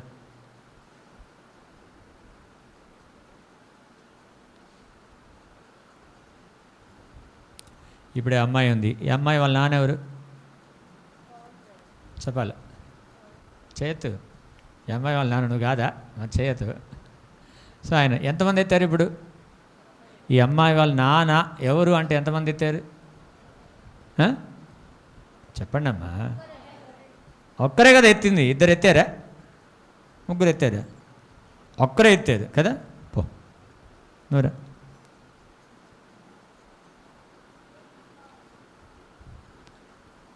మీరు ఎంతమంది? ఇద్దరు. సో మీ నాన్న ఎవరు? వీళ్ళ అమ్మాయి వాళ్ళ నాన్న ఎవరు? చేతలు. ఎంతమంది ఎత్తారు ఇప్పుడు? ఒక్కరే. తండ్రి ఒక్కడే. అర్థమైందా? తండ్రి అయినా తల్లి అయినా ఒక్కరే. కూర్చో. సో ఇప్పుడు వాళ్ళకి ఈ తండ్రికి ఎంతమంది ఉన్నారు? ఇప్పుడు ఇద్దరు ఉన్నారు. ఈ కాలానికి ఇంకిద్దరే. ఎక్కువ అయితే కష్టం వల్ల. సో పాతకాలానికి చూసుకుంటే, మన అమ్మల కాలాన్ని చూసుకుంటే, మిమ్మల్ని అడిగాను అనుకో, మేము 4, 5, 6, 8 మంది 10 మంది కూడా అంటారు. అవునా కదా? సో తండ్రి ఒక్కడే, పిల్లలు అనేక మంది. సో సర్వ సృష్టికి కూడా ఒకే తండ్రి ఉంటాడు. పిల్లలు అనేక మంది ఉంటారు. చెప్పాలి కదా ఒకసారి. తండ్రి ఒక్కడే కాబట్టి అందుకే ఆ తండ్రికి రోషం, నీకు నేనే నాన్నని, ఇంకొక నాన్న నీకు ఉండొద్దు. దేవునికి స్తోత్రం, హల్లెలూయా. సరే, ఇంకొక రోషం కలిగిన మాట ఏంటంటే, భార్యకి భర్త ఒక్కడే, అంతకు మించిన ఏడన తేడా జరిగిందనుకో ఏమైపోయింది చెప్పాలి, ఏమైపోతుంది చెప్పాలి కదా. ఇంకా సీన్లు అన్నీ మారిపోతాయి, ఇంకా అంతే, సీన్లన్నీ మారిపోయింది. కుటుంబానికి యజమానుడు ఒక్కడే. సో ఎంతమంది ఆ నుంచి వచ్చారంటే అది మీరు పరిశీలన చేసుకోవాలి, ఎక్కడి నుంచి వచ్చారో ఏందో మీరు పరిశీలన చేసుకోవాలి, అంతే. పరిశోధనలు అన్నీ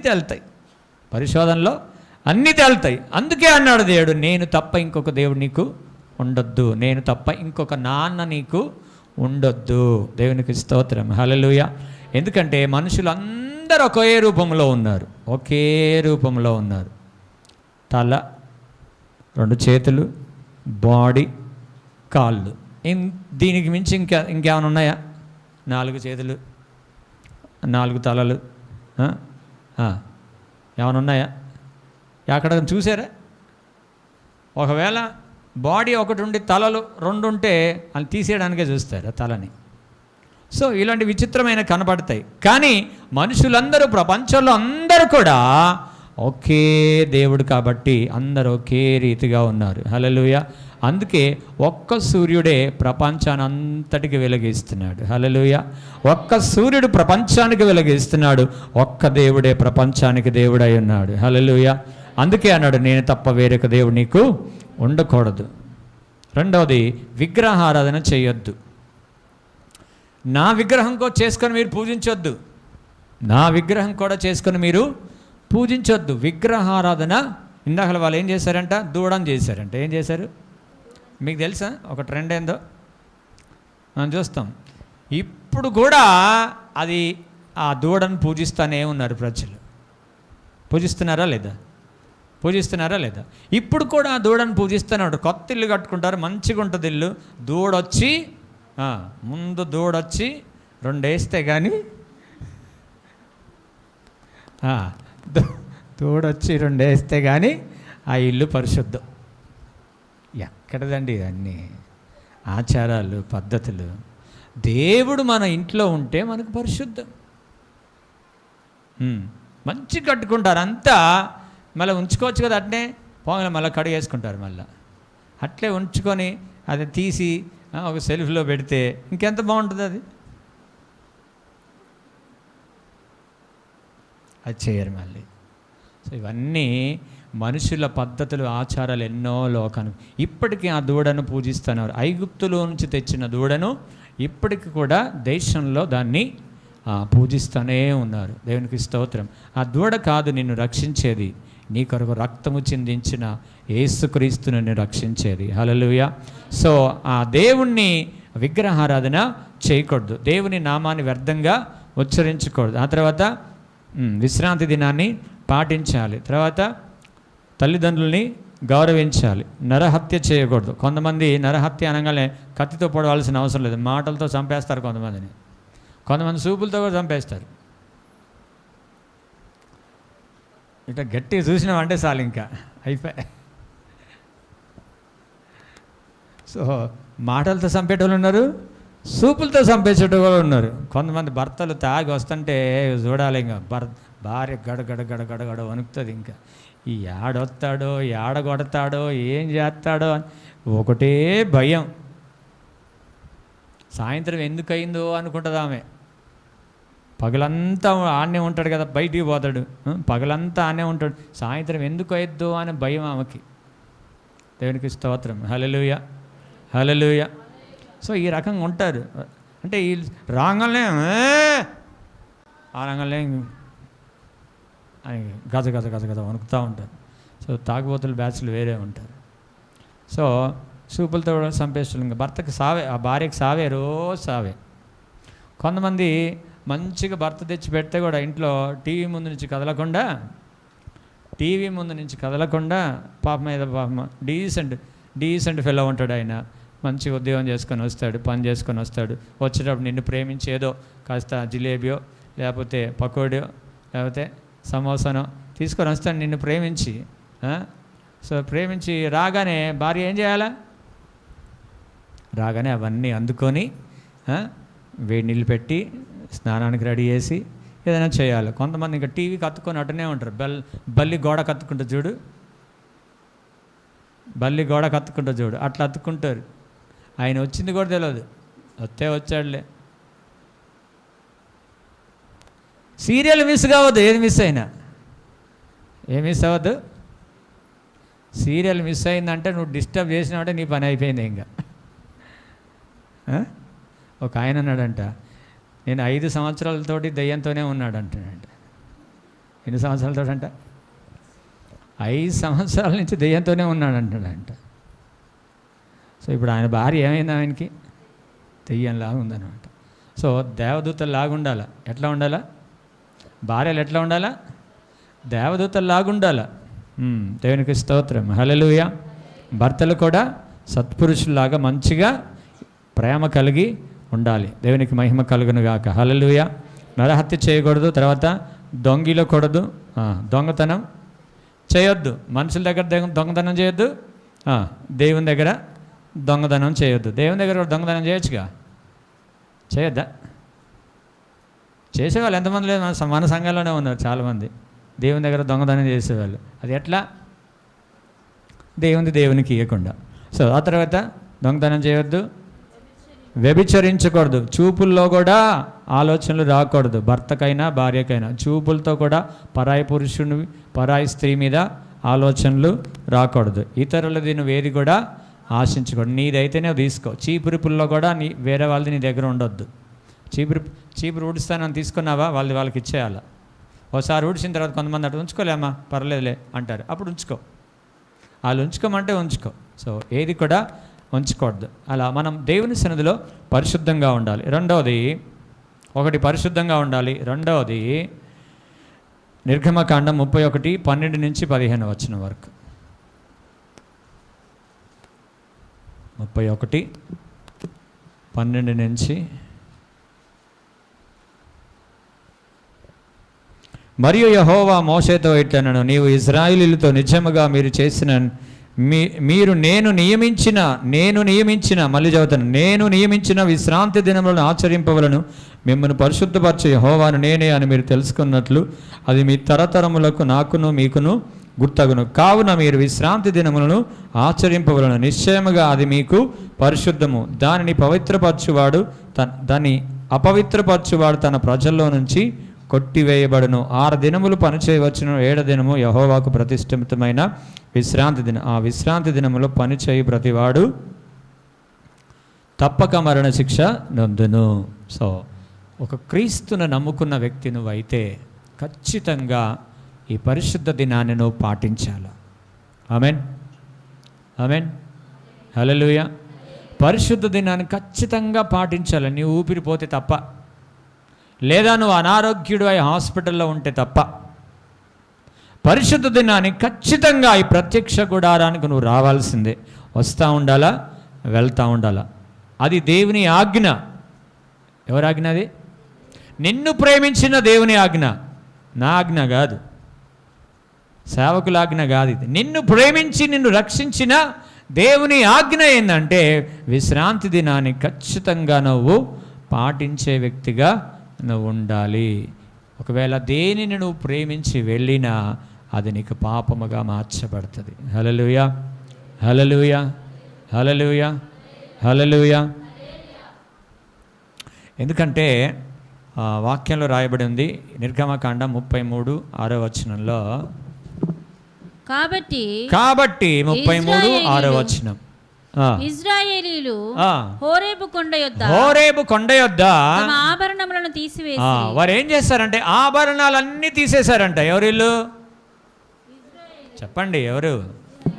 ఇశ్రాయేలీయులు ఆభరణాలన్నీ తీసేశారంట. ఎందుకు తెలుసా? వీరు దూడను చేసుకొని, బంగారు దూడను చేసుకొని ఆరాధిస్తూ ఉన్నారు. కాబట్టి దేవుడు అన్నాడు, ఒకవేళ నేను వస్తే మీ మధ్యలోనికి ఒక్కరు కూడా మిగలరు. దేవుడు ఏమన్నాడు? మీరు ఒక్కరు కూడా మిగలరు. అందరినీ చంపేస్తా అన్నాడు. సో నేను మీ వద్దకు రావాలంటే మీ ఆభరణాలు మీ మీద నుంచి తీసేయాలి. ఏం తీసేయాలా చెప్పాలా? ఏం తీసేయాలా? ఈ వెండి బంగారం అనేది ఐగుప్తు దేశ సంబంధమైంది. ఈ వెండి బంగారం అనేది విగ్రహములకు అర్పించినవి. దేవునికి స్తోత్రం. హల్లెలూయా, హల్లెలూయా. సో వీటిని మన జీవితంలో నుంచి తొలగించాలని దేవుని వాక్యం మనకి సెలవిస్తూ ఉంది. సో దీని యొక్క ఆంతర్యాన్ని కూడా మీకు చెప్తున్నాను. వెలుపటిదేమో ఆభరణాలు డైరెక్ట్గా తీసేయడం. డైరెక్ట్ మెసేజ్ ఏంటంటే డైరెక్ట్గా ఆభరణాలు తీసేయడం.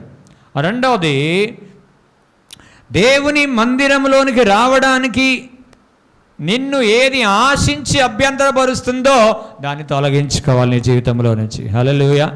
అది ఎవరైనా సరే, ఏదైనా సరే, ఎంతటిదైనా సరే దాన్ని తొలగించుకోవాలి. పైన ఉద్యోగమా, ఏదైనా పర్వాలేదు, వ్యక్తియా లేకపోతే ఫంక్షనా, లేకపోతే ఏదైనా పర్వాలేదు, దేవుని మందిరానికి రాకుండా నువ్వేదైతే కలిగి ఉంటున్నావో దాన్ని జీవితంలో నుంచి తొలగించాలి. వీరు వెండి ఆభరణాలు వారి శరీరం మీద నుంచి తీశారు, కానీ మనము దేవుని మందిరానికి రావడానికి ఆశ కలిగి కొంతమంది వెళ్తూ ఉంటారు. వీళ్ళకి ఎప్పుడు లోకం పిచ్చే, ఇంకొక పిచ్చి ఉండదు. ధనం పిచ్చి తప్ప ఇంకొక పిచ్చి ఉండదు.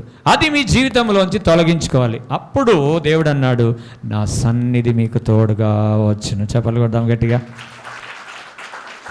ఎప్పుడైతే ఇవి తొలగించుకుంటారో దేవుడే స్వయంగా అంటున్నాడు, నేను మీతో వస్తా. ఆమేన్. దేవుడు మనతో వస్తే ఇంకేంది? అవునా కదా? దేవుడు మనతో వస్తే ఇంకేంది? మన ప్రయాణం అంతా హాయిగా సాగి. ఎంత కాలమైతే ఐగుప్తు సంబంధమైంది మన జీవితంలో మనం ఉంచుకుంటామో దేవుడు మనతో ఉండడు. మనం భ్రమపడకోవాల్సిన దేవుడు మనతో ఉన్నాడని, కానీ దేవుడు మనతో ఉండడు. ఎప్పుడైతే వీటిని తొలగిస్తామో, లోక సంబంధమైనవి మన జీవితంలో తొలగిస్తామో, అప్పుడే నా సన్నిధి మీకు తోడుగా ఉండునని దేవుని వాక్యంలో రాయబడింది. కాబట్టి పరిశుద్ధ దినాన్ని ఏం చేయాలా చెప్పాలా? పరిశుద్ధ దినాన్ని ఏం చేయాలా? చెప్తలేరు, ఏం వినపడలే. పరిశుద్ధ దినాన్ని ఏం చేయాలా? ఆచరించాలి. చెప్పండి. ఇంతమంది పదవులు ఉన్నాయి, నోర్లు ఉన్నాయి, చెప్పండి గట్టిగా. ముందు మాటలే వినిపిస్తుంది, నాకు ఎనభై ఏమి వినిపిస్తలే. ఆచరించాలి. చెప్పండి. అది పరిశుద్ధ దినమును ఆచరించే వ్యక్తులుగా ఉండాలి. తద్వారా పరిశుద్ధ దినంలో ఉన్న దీవెనలన్నీ దేవుడు మీకు అనుగ్రహిస్తాడు. మూడవది,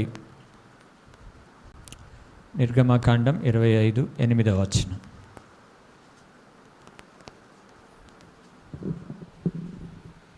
నేను వారిలో నివసించినట్లు వారు నాకు పరిశుద్ధ స్థలమును నిర్మింపవలెను. పరిశుద్ధ స్థలాన్ని నిర్మించాలి. హల్లెలూయా. సో దేవుడు అన్నాడు మోషేతో సినాయి పర్వతం మీద, నేను వారిలో నివసించాలంటే ఇప్పుడు ప్రత్యక్ష గుడారములోనికి ఆయన రావాలంటే ఏం చేయాలా? ఇశ్రాయేల్ ప్రజలు ఈ ప్రత్యక్ష గుడారాన్ని నిర్మించాలి. ఈ పరిశుద్ధ స్థలాన్ని మీరు ఏం చేయాలా? నిర్మించాలి. ఎందుకు? నేను నివసించాలంటే నాకు ఒక పరిశుద్ధ స్థలము కావాలి, అది మీరు నిర్మించాలి. మీరు నిర్మిస్తేనే నేను అందులో నివసిస్తాను. హల్లెలూయా. ఒకటి హృదయం, దీన్ని ఏం చేయాలా? దీన్ని నిర్మించుకోవాలి, దీన్ని సిద్ధపాటు చేసుకోవాలి. నిర్మించుకోవాలంటే సిద్ధపరచుకోవాలి. హృదయంలో ఉన్న పనికి మాలిన చెత్త అంతా కూడా, దురాలోచనలు, ఈ పనికి మాలిన ఏమంటారు, ఇవన్నీ తీసేసి సిద్ధపరచుకోవాలి దాన్ని. దేవునికి స్తోత్రం. హల్లెలూయా. అప్పుడు దేవుడు మనలో నివసిస్తాడు. ఇంకొకటి, ప్రత్యక్ష గుడారాన్ని, పరిశుద్ధ స్థలాన్ని నిర్మించమంటే దేవుని మందిరాన్ని మీరు నిర్మించాలి. నిర్మిస్తే అక్కడ నేను మీతో మాట్లాడతాను. దేవునికి స్తోత్రం. హల్లెలూయా, హల్లెలూయా. సో మనం ఏం చేయాలంటే మన కష్టార్జితములో నుంచి, ఎలాగైతే ఇజ్రాయెల్ ప్రజలు ఎప్పుడైతే మోషే వచ్చి ఆ ప్రత్యక్ష గుడారం నిర్మించాలన్నాడో, తమ వెండి బంగారం వారి దగ్గర ఉన్నవన్నీ కూడా మోషకి ఇచ్చేశారంట. అన్నీ కాదు, ఉన్న దాంట్లో సఫిషియెంట్గా దానికి ఎంత కావాలనో అంత ఇచ్చారంట. దేవునికి స్తోత్రం. హల్లెలూయా. సో మనం కూడా మన జీవితంలో పరిశుద్ధ స్థలములో పరిశుద్ధ స్థలములో ప్రభు మనతో ఉండాలంటే పరిశుద్ధ స్థలాన్ని నిర్మించే దానిలో కూడా నీ హస్తం ఉండాలి. హల్లెలూయా, హల్లెలూయా, హల్లెలూయా, హల్లెలూయా. పరిశుద్ధ స్థలాన్ని నిర్మించే దాంట్లో కూడా మీ హస్తం ఉండాలి. అప్పుడే మనతో నివసిస్తాడు ఆయన. ఆమేన్. మన హస్తాలు లేవనుకో దేవుడు నివసించాడు. ఈ వాక్య సినాయి పర్వతం మీద దేవుడు నేరుగా మోషేకి చెప్పాడనమాట. సో కొంతమంది ఉంటారు పరిచర్యతో ఏం సంబంధం ఉండదు, మందిరంతో ఏం సంబంధం ఉండదు, రావడం పోవడం. సో ఎలా దేవుని రాజ్యంలోకి వెళ్ళి నిలబడి దేవుని చేత ఘనపరచబడతారు? దేవుడు చెప్పిన ఆజ్ఞలు ఇవి. సో వీటిని బట్టి మనము దేవుని సన్నిధిలో మనం ఇక్కడ దేవుని కొరకు ఒక స్థలము నిర్మిస్తే, మనం అందరం ఆరాధించడానికి ఒక స్థలం నిర్మించడంలో, ఈ పరిచర్య జరుగుటలో మీ హస్తం ఉంటే నిశ్చయముగా దేవుడు మన కొరకు పరలోక రాజ్యంలో స్థలం సిద్ధపరుస్తాడు. హల్లెలూయా, హల్లెలూయా. మీరు మెటీరియల్ ఇక్కడ పెడితే ఇది అక్కడికి వెళ్తుంది. అక్కడికి వెళ్ళి దేవుడు ఏమన్నాడు? నేను మీకు స్థలము చెప్పాల సిద్ధపరచ వెళ్ళుచున్నానన్నాడు. సో మీరు పెట్టే ఎఫర్ట్ అంతా కూడా మీకు పరలోక రాజ్యంలో ఒక స్థలాన్ని, మంచి ఇంటిని దేవుడు నిర్మిస్తాడు మీకు. హల్లెలూయా. కొంతమంది తమ కష్టార్జితలోంచి పరిచర్యకు సపోర్ట్ చేస్తూ ఉంటారు. ప్రతి నెల ముందు సపోర్ట్ చేస్తూ ఉంటారు. సో అట్టి వారికి మీకు శుభవార్త అంటే ఛానల్ కాదు ఇది, ఒక మంచి మాట. పరలోక రాజ్యంలో మీకు స్థలము సిద్ధపరచబడి ఉన్నది. గట్టిగా మీరు మాత్రమే చప్పట్లు కొట్టండి. అందరు ఎందుకు కొడుతున్నారు? ఇచ్చే వాళ్ళకి సంతోషం, ఈయన వాళ్ళకి ఏం సంతోషం? మీకు లేదు. ఇల్లు కట్టాలంటే డబ్బు ఉండాలి కదా. డబ్బు లేకుండా ఇల్లు కడతారు? ఎవరైనా కడతారండి? ఎవరు కట్టరు. నేను డబ్బు లేకుండా ఇల్లు కట్టేసినాను ఎవరన్నా చూపెట్టమని ఇక్కడ భూలోకంలో. సో ఇక్కడ నువ్వు మందిరము నిమిత్తం, పరిచర్య నిమిత్తం నువ్వేదైతే చేస్తున్నావో నీకు ఒక స్థలాన్ని పరలోక రాజ్యంలో దేవుడు నిర్మిస్తున్నాడు. అక్కడికి వెళ్ళి మీ ఇల్లు చూసుకోవచ్చు. మీ ఇల్లు చూసుకోవచ్చు. నిశ్చయంగా చెప్తున్నాను, ఇది నిజం, అబద్ధం కాదు. నా దేవుడు చెప్పేది ఏదైనా నిజమే. ఆయన అబద్ధమాడుటకు నరుడు, యేసుక్రీస్తు అబద్ధమాడుటకు నరుడు కాదు. ఆయన చెప్పి చేయకుండా ఉండే దేవుడు కాదు. అందుకే ఏదైతే మనం ఇక్కడ ఎఫర్ట్ పెడతామో ఇదంతా కూడా పరలోక రాజ్యంలో నువ్వు పొందుకుంటావు. హల్లెలూయా, హల్లెలూయా. సో పరిశుద్ధ స్థలం నిర్మించే విషయంలో నీ హస్తం ఉండాలి. ఆ స్థలములో నిర్మించినప్పుడు దేవుడు నీతో ఉంటాడు, నీలో నివసిస్తాడు ఆయన. సో ఎంతమంది ప్రభువు నాతో నివసించాలనుకుంటారు అని అంటే అందరు చేతులు నిలబెడతారు. ఎంతమంది పరిచర్యలో మీ హస్తం ఉండాలి అనుకున్న వాళ్ళు సగం లేపుతారు, సగం దించుతారు. సో ఇది ఎవరి ప్రతిఫలం వాళ్ళదే. ఇది బలవంతం ఏం లేదు. మీకు పరలోక రాజ్యంలో మంచి నివాసం కావాలంటే మీరు ఇక్కడ ఎఫర్ట్ పెట్టాలి, పరిచర్యలో మీరు పెట్టాలి, మందిరంలో పెట్టాలి. ఏది మనకు ఊరికే రాదు. ఫ్యాన్ ఊరికే రాదు, ఈ ఫ్యాన్ ఊరికే రాదు, ఆ ఫ్యాన్ ఊరికే రాదు, ఈ మైక్ ఊరికే రాదు, నువ్వు కూర్చున్న కార్పెట్ ఊరికే రాదు, ఈ స్థలం ఊరికే రాదు. ఏదైనా కొనాలంటే ఊరికే వస్తుందా? చెప్పాలి. మీరు డబ్బులు ఇవ్వకుండా ఎవరైనా తెచ్చుకుంటున్నారంటే షాప్లోకి వెళ్ళి తెచ్చుకుంటున్నారు? ఏదన్నా తెచ్చుకుంటున్నారా? చెప్పరే, నేను వెళ్ళి తెచ్చేసుకుంటానండి అంటే ఒకవేళ మీ అయ్యదే అయి ఉండాలి అది. మరి మీ అయ్య కూడా ఉట్టినే రాదుగా, ఆయన పోయి తెచ్చుకోవాలి వాళ్ళు. సో ఖర్చు పెట్టండి ఏది రాదు. అదేవిధంగా పరలోకంలో ఇల్లు కూడా దేవుడు అన్నాడు, మీరు ఇక్కడ సమకూర్చుకుంటేనే అక్కడ మీకు సమకూర్చబడుతుంది. దేవునికి స్తోత్రం. హల్లెలూయా, హల్లెలూయా. సో ఎంతమందికి మంచి నివాసం పరలోక రాజ్యంలో కావాలి? ఒకసారి చేతులు ఎత్తండి, ఇప్పుడు ఎత్తండి.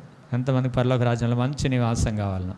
సో మీరందరూ ఏం చేయాలి? ఇప్పుడు పరిశుద్ధంగా ఉండాలి, పరిశుద్ధ దినాన్ని ఆచరించాలి. ఆ తర్వాత పరిశుద్ధ స్థలాన్ని నిర్మించడంలో మీ హస్తము ఉండాలి. నిర్మించేసాం కదండి, అంత అయిపోయిందిగా, ఇంకేముందంటే ఎన్నో ఉంటాయి పరిచర్యలో. దానికి మీకు లెక్క తెలియదు కానీ మాకు తెలుస్తుంది. ఏదైనా చిన్నది కొనాలంటే అది చిన్నదే కొన్నాం, ఇవి అన్నీ చిన్న తక్కువ కాస్ట్లోనే మనం కొన్నాం. కానీ దీనికంటే బెటర్ ఉంటాయి. ఇంకా మనకి కెమెరా కావాలి, కింద బండలేలే, పైన ఎలక్ట్రికల్ వర్క్ కావాలి, ఎన్నో పనులు ఉన్నాయి. సో వీటన్నిటికీ మనం ముందు ఉండాలి. ముందున్నప్పుడు దేవుడు నాకు ఇస్తాడు అనే ఆశతో మనం ముందుకు చేసినప్పుడు నిశ్చయముగా దేవుని కృప మీకు తోడై ఉంటుంది. దేవునికి స్తోత్రం. హల్లెలూయా. ఇంకొక వచనం చదివి నేను ముగిస్తాను. హగ్గయి గ్రంథం 1వ అధ్యాయం 9వ వచనం. హగ్గయి గ్రంథం 1:9 వచనం. విస్తారముగా కావాలనని మీరు ఎదురు చూచిరి గాని కొంచెం పండెను, మీరు దాన్ని ఇంటికి తేగా నేను దాన్ని చెదరగొట్టి తిని ఎందుచేతనని యెహోవా అడుగుచున్నాడు. నా మందిరం పాడయుండగా మీరందరూ మేము ఇండ్లు కట్టుకొనుటకు త్వరపడు చేతనే కదా. అది అంటే సొంత కార్యాలు చూసుకోవడం చేతనే కదా మందిరం పనులు అవ్వట్లే. అవుతున్నాయా చెప్పాలి? అవుతున్నాయా? అవ్వట్లే. ఇప్పుడు 3 సంవత్సరాలు అయింది మనం వచ్చి. మందిరం పనులు ఎందుకు కావట్లేదంటే అందరూ సొంత పనులు చూసుకుంటున్నారు కాబట్టి. దేవునికి స్తోత్రం, హల్లెలూయా. అయ్యగారికి ఎక్కడ ఫారెన్ ఫండ్ ఏం రాదు, భ్రమపడొద్దు. ఎవరు చెప్పినా మీరు నమ్మొద్దు. నన్ను ఒకసారి ఒక వ్యక్తి అన్నాడు, వాళ్ళకేంది గవర్నమెంట్ నుంచి ఫండ్ వచ్చింది అన్నాడంట. నేను ఒక ఇంటికి వెళ్ళినప్పుడు వాళ్ళు నన్ను అడుగుతున్నారు, అన్నా నీకు గవర్నమెంట్ నుంచి ఫండ్ వచ్చింది అంట కదా, ఎవరు నీకు చెప్పిందన్న అంటే ఎవరో అన్నారులే అని అన్నారు. క్లారిటీ తీసుకో, ఎవరు చెప్పారు చెప్పు. నాకు గవర్నమెంట్ నుంచి ఫండ్ ఏమి రాదు, ఫారెన్ ఫండ్ ఏమీ రాదు. సంఘములు విశ్వాసులు ఏది ఇస్తున్నారో దాంతోటే పరిచయం చేస్తున్నాం. ఈ స్థలం కూడా మాకు సొంతంగా మేము కొన్నదే. ఈ స్ట్రక్చర్ మీకు ఏదో అవుట్ సైడ్ స్ట్రక్చర్ అంతా కనబడతా ఉందో అదంతా మా చేతుల కష్టాలు దేవుడు మాకు ఇచ్చింది. ఈ స్ట్రక్చర్ మేము పిల్లర్స్ లేపి నిలిపిన తర్వాత ఒకరు మాకు సహాయం చేశారు, వేరే వాళ్ళు, మన సంఘస్థులు కాదు, వేరే వాళ్ళు. ఈ స్లాబ్కి అంత రమేష్కి తెలుసు, ఆయనే కట్టాడు ఇదంతా. సో వాళ్ళు సపోర్ట్ చేశారే తప్ప ఇక్కడ ఉన్నవారు ఎవరిలో కూడా మందిరానికి ఇంత అంత అని ఎవరు ఇవ్వలేదు. నేను లగ్జరీ లైఫ్ జీవించే వ్యక్తినేమి కాదు, నార్మల్గానే ఉంటాం మేము. దేవునికి మహిమ కలుగును గాక, హల్లెలూయా. సో ఎవరు భ్రమపడొద్దు. మీరు ఇచ్చేది ఏదైనా నేను దేవునికి లెక్క అప్పచెప్పాల్సిందే. మీరు ఇచ్చేది ఏదైనా నేను దానికి దేవునికి లెక్క అప్పచెప్పాల్సిందే. మీరు కూడా దేవునికి లెక్క అప్పచెప్పాల్సిందే. మీరు కూడా దేవునికి లెక్క అప్పచెప్పాల్సిందే. నా కొరకు మీరు ఏం చేశారని దేవుడు అడుగుతాడు.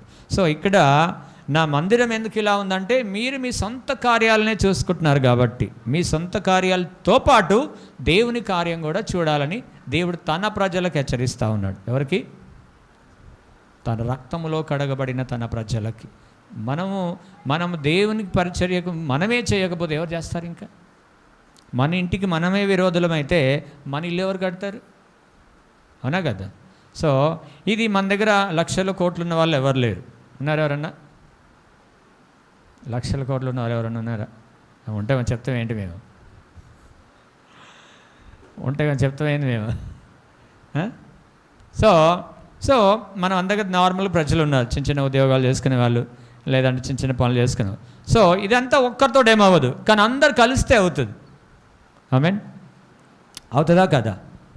సో మొన్న రీసెంట్గా ఏదో సడన్గా బండ్లేద్దామని ఒక వ్యక్తి హఠాత్తుగా వచ్చాడు.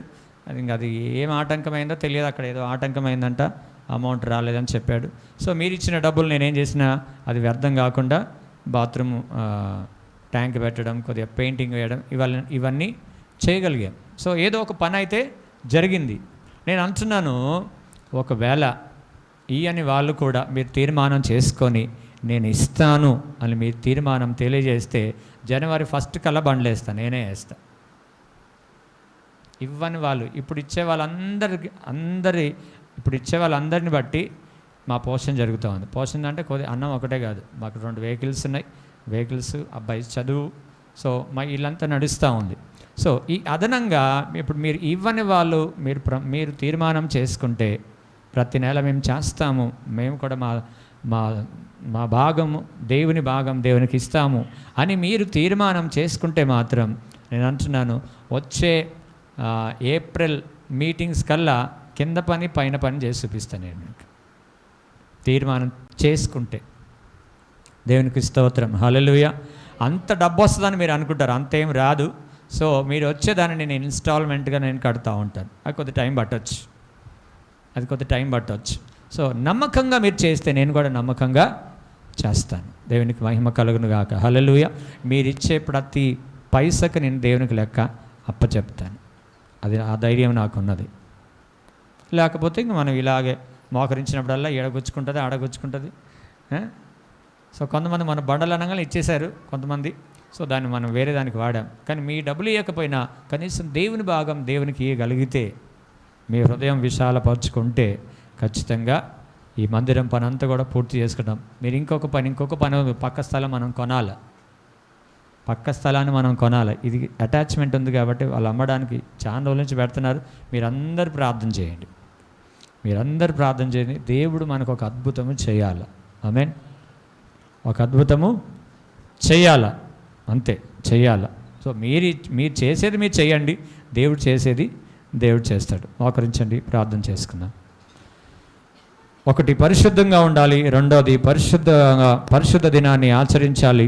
మూడవది, పరిశుద్ధ స్థలము కొరకు మనము ప్రయాసపడే వారంగా మనం ఉండాలి. Praise the Lord. ఇది 3 చేసిన వారికి నిశ్చయముగా నా దేవుడు తన రక్షణ సంపూర్ణముగా మనకు అనుగ్రహించే దేవుడు. తన స్వరములో నుంచి వస్తున్న ప్రతి మాటను దేవుడు వెదుకు వారికి, యెహోవాకు వెదుకు వారికి నిశ్చయముగా ఆయన ప్రత్యక్షమయ్యే దేవుడు. దేవునికి స్తోత్రం. హల్లెలూయా, హల్లెలూయా, స్తోత్రం. ప్రభువా, మేము పరిశుద్ధంగా ఉండాలయ్యా. నీ ఆజ్ఞలు సమస్తమును మేము పాటించి పరిశుద్ధంగా ఉండాలయ్యా. పరిశుద్ధ దినాన్ని ఖచ్చితంగా మేము పాటించే వ్యక్తిగా ఉండాలి తండ్రి. లోక సంబంధమైన వాటిని ఆశపడి మేము వెళ్ళొద్దు ప్రభా. పరిశుద్ధ స్థలము కొరకు కూడా పరిశుద్ధమైన ఈ పరిచర్యలో కూడా నాయన అయ్యా మేము సహకారులుగా ఉండే వ్యక్తులుగా మమ్మల్ని చేయండి అని ప్రార్థన చేస్తూ ఉన్నాడు. దేవుడు మీ పట్ల గొప్ప కార్యాలు చేస్తాడు. హల్లెలూయా, ప్రైజ్ ది లార్డ్. హల్లెలూయా, హల్లెలూయా, స్తోత్రం, స్తోత్రం. ఒక తీర్మానం తీసుకోండి, ఒక నూతనముగా ఒక తీర్మానం తీసుకోండి. ప్రభా, ఇదిగో నేను కూడా నా హస్తం ఉంచుతానయ్యా. నీకు దేవుని రాజ్యంలో ఒక ఇల్లు కావాలంటే ఈ నివాస స్థలంలో నీ హస్తం ఉండాలి. Praise the Lord. అక్కడికి వెళ్ళిన తర్వాత మనకు లేదు అని అంటే అప్పుడు మనం బాధపడితే నిష్ప్రయోజనం. ఇప్పుడే మన జీవితాల్లో మనం దేవుని పట్ల మనము చూపగలిగితే దేవుడు నిశ్చయముగా నిన్ను ఆశీర్వదించే దేవుడు, నిన్ను సిగ్గుపరచనిచ్చే దేవుడు కాదు ఆయన. Praise the lord. హల్లెలూయా, స్తోత్రం, స్తోత్రం, స్తోత్రం. నన్ను పరిశుద్ధపరచయ్యా. ప్రతి ఆదివారం నీ సన్నిధిలో ఉండే కృపను దయచేయండి. ఎన్ని ఆటంకాలున్నా, ఎన్ని మాకు ఎదురైనా ప్రభా, మేము నీ సన్నిధిలో ఉండే భాగ్యం దయచేయండి. మాకెన్ని ఆర్థిక ఇబ్బందులున్నా నా తండ్రి, ఇదిగో నీ పరిచర్యలో మా హస్తం ఉండడానికి సహాయం చేయమని దేవుని అడగండి. దేవుడు ఖచ్చితంగా మీ హస్తాలను దేవుడు బలపరిచి సహాయం చేయనుగాక. ఒకరు ప్రార్థన చేయవలసిందిగా మనం చేస్తున్నాం. ఈ 3 విషయాలు మన జీవితంలో ఉండినట్లుగా దేవుని స్వరమే వినాలి, కానీ స్వరూపాన్ని చూడొద్దు. కాబట్టి ఆ దివ్యమైన దేవుని స్వరం మన జీవితంలో ఫలభరితంగా ఉండినట్లుగా ఒకరు ప్రార్థన చేయవలసిందిగా మనం చేస్తున్నాం.